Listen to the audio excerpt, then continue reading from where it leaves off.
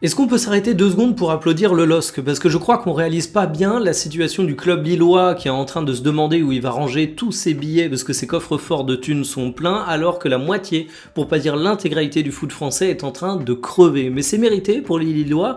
Alors déjà, on va commencer par le sportif. Ils ont commencé leur saison avec une bien belle victoire 2-0 du côté d'Angers.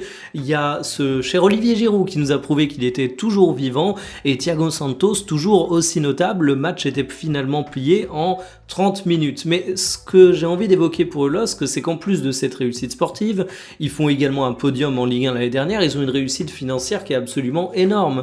Parce que pendant qu'ils disputaient ce match, on a eu la confirmation que Boady va être transféré à Manchester City pour 100 millions d'euros. Ça devient le joueur de Ligue 1 le plus cher de l'histoire dans le cadre d'un transfert qui va à l'étranger, parce que évidemment sinon on a Kylian Mbappé de Monaco au Paris Saint-Germain, et c'est une dinguerie de vendre Boady à ce prix-là. Alors c'est un joueur que j'adore, je vous ai fait plein de débriefs de Lille l'année dernière, je vous ai dit plein de fois que c'était un joueur que je trouvais talentueux, mais ça reste un tout jeune mec qui a pas beaucoup d'expérience du côté de la Ligue 1 et qui honnêtement aurait pu partir à un peu moins sans que ce soit un scandale, sauf que voilà, le LOSC était en matière de négocier, parce que le LOSC, ils font cette vente record, mais ils étaient déjà bien financièrement avant ça, puisqu'ils avaient eu d'autres ventes intéressantes et surtout ils avaient eu une belle campagne de Champions League où ils avaient été jusqu'en 8e, ils se requalifiaient encore pour la Champions League, donc franchement t'as des bons résultats sportifs, t'arrives à décrocher la Coupe d'Europe, tu fais des ventes records, c'est absolument magistral. On parle beaucoup des résultats des Lensois, et à raison, parce que ça bosse bien du côté de Lens,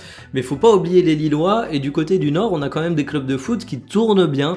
Le dernier événement mercato pour le LOSC, c'est le fait qu'on ait beaucoup de clubs qui sont intéressés par Fernandez Pardo. On parle d'une première offre qui a été formulée à 35 millions d'euros, et là j'ai envie de dire, c'est Leipzig qui a transmis l'offre, mais il y a de la concurrence. Le LOSC n'est pas du tout en obligation de vendre. Je ne comprendrais pas qu'il lâche Fernandez Pardo pour 35, 40, même 45 millions d'euros. Et ça tombe plutôt bien, puisque ce qui ressort dans la presse, c'est que le LOSC en attendrait 70 millions d'euros. Ils ont raison. Bravo Lillois.